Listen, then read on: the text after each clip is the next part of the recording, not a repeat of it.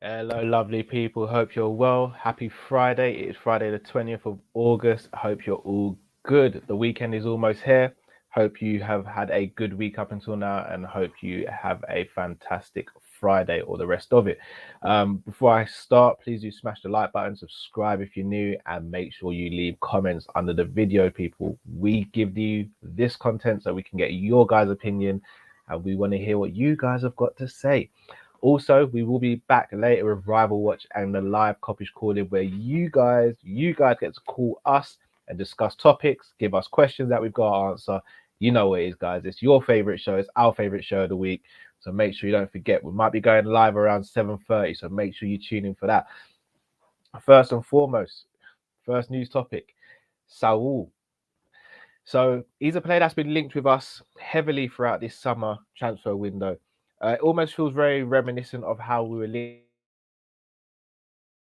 to Thiago. But rumours, more so from Fabrizio today, who was obviously a very well-known and creditable journalist, has come out saying that Chelsea may look to try and broker a deal for Saul. Now, again, why I say it's so reminiscent of the Thiago deal is we were pushing for Thiago behind the scenes. Then news broke that Man United were in for him, and then quickly after that, we wrapped up the deal.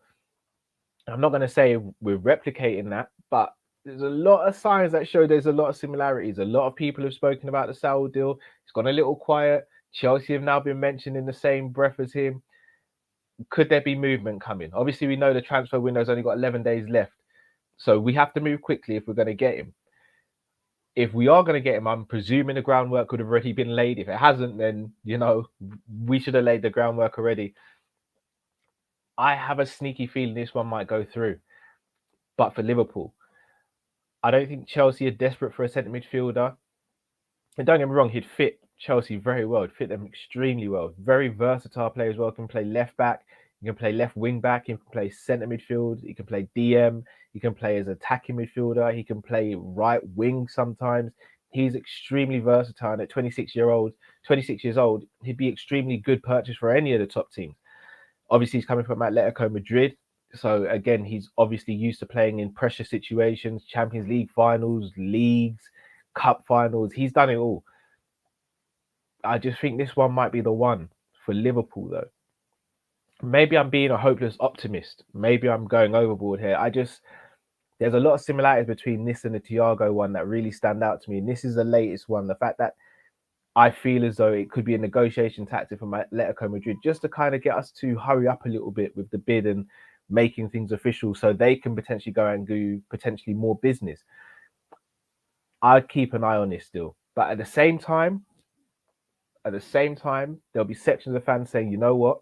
We said the same about Werner, and Werner ended up at Chelsea. Absolutely spot on. No counter argument to that. It's just that this feels slightly different. This does feel slightly different. But again, I could be completely wrong. He could do a Werner, he could end up at Chelsea. And we as fans might be really disappointed, especially if we don't sign anyone else. And again, I'm not going to sit here and say I want Saul over every other centre midfielder because I've gone on record and said I prefer Basuma. Basuma's the midfielder I'd love us to sign. But if we end up with Saul, you're not going to hear me complaining and be like, oh, well, nah, he's not good. And I'll be over the moon with Saul's quality. And he would enhance our team, he'd enhance our midfielders to what it is now. But honestly, I'd love to get your guys' feed on it. I'd love to know, first and foremost, do you want Saul at Liverpool? And second, do you think he ends up at Liverpool or Chelsea? So those are the two questions I've got for you. Do you want him? Does he end up at Liverpool or Chelsea? Let me know in the comments below, people. The next topic I want to speak about is a horrible, horrible topic. Unfortunately, Fabinho lost his dad. His dad passed away. So first and foremost, rest in peace to Fabinho's father. Thoughts and prayers are with his family, his friends, his relatives. There's not loads to say on this. One thing I will say from a football standpoint, and that is obviously the least important thing at the moment, but I'll just get it out of the way so I can focus on the more pressing matters of this situation. Fabinho, in my opinion, won't be ready to be playing tomorrow. I don't even think he should be near the team personally. You guys know how I feel about stuff like that.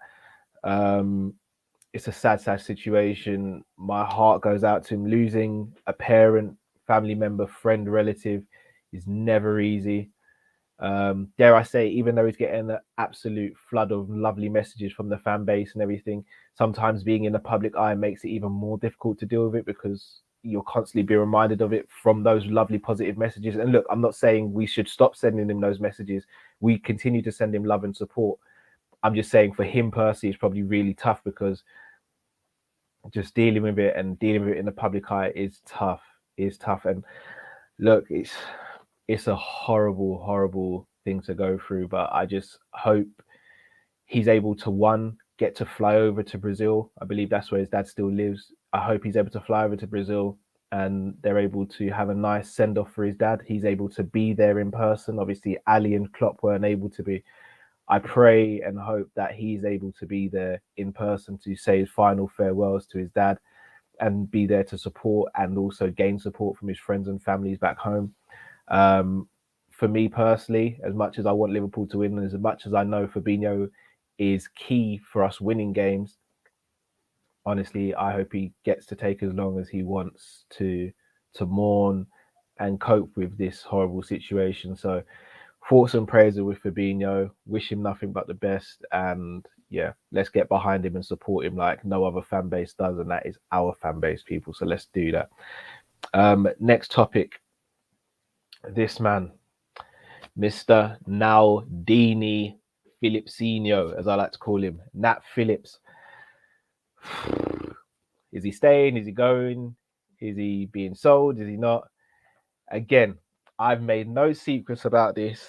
I want Nat to stay until at least January, just to cover for the other centre backs who are coming back off long-term injuries, and Konate, who's new to the club. But I've also maintained if he wants to move on for bettering his career and for playing more regular football, he leaves with the utmost respect and utmost adoration for me. What I will say though is it looks as though Southampton, or one of the teams who are heavily linked with him, don't actually seem to want him, which is for me a bit of a weird one. They've just lost Vestergaard. Unless Southampton have got someone else lined up, they've just lost Vestergaard, and I'll be honest, I think you can do a lot worse than Nat Phillips right now if you're Southampton. Apparently they don't want to make it a permanent deal. They would be interested in a loan deal, but they don't want to make it a permanent deal. As I said again, for me, Southampton should be all over this. He's homegrown. Not saying they have a problem with homegrown quota, but he's homegrown. You're probably getting him as at a decent price compared to other centre backs out there. Like, again, I hate to use Ben White as a measuring stick, but 50 mil for Ben White or maybe 10 to 15 million for Nat Phillips. I'm not saying Nat is better than Ben White, but in terms of value for money, I think it's a no-brainer there. The loan situation, no, I don't want that to happen. I'd only be happy to loan out Phillips if it was in January. I don't see the point of us loaning him out now. It makes zero sense to me, and I hope that doesn't even cross the mind of our recruitment team and the likes of Michael Edwards and Klopp. Speaking of loans, it looks as though Ben Woodburn is edging ever closer to getting a loan move to Hearts. However, apparently, and these are just rumours, like obviously Klopp has not said this himself, apparently Klopp doesn't want him to go just yet. And that makes me think, is there a plan for Ben Woodburn, if I can actually say his name, is there a plan for Ben Woodburn to be integrated into the team a bit more this season? Or is it because we haven't found someone who can come in and do a job in midfield or an attack, and we may have to keep him around out of necessity? It's very interesting. He's only 21. I got his age mistaken the other day. He's only 21. I'd love to know what we're doing with Ben Wood. Why can't I say his name today? I know what we're doing with Ben Woodburn. There we go. I finally got it. But it'd be interesting to know. And then finally, Shaqiri. Been linked with Leon. Leon tried to pull a fast one by offering us 6 million. Look, we know Shaqiri needs to be sold. We're not that desperate though. Like, let's be real. 6 million is taking liberties. Apparently, though, Shaqiri has agreed personal terms with Leon. It's just a case of figuring out the transfer fee. So again, my last question I'm going to ask for you guys is, how much do you think realistically we should try and get for Shaqiri? Not how much we'd want in a dream world, because in a dream world we'd want 100 mil for Shaqiri and then we'd go and put that money elsewhere.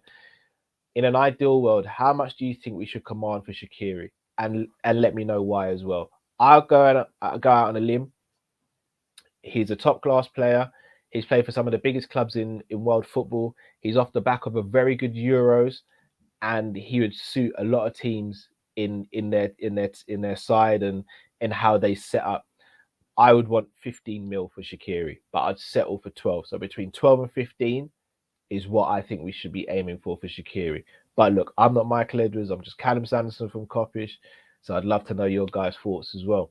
But people, that's going to be me wrapping it up there. Please do smash the like button.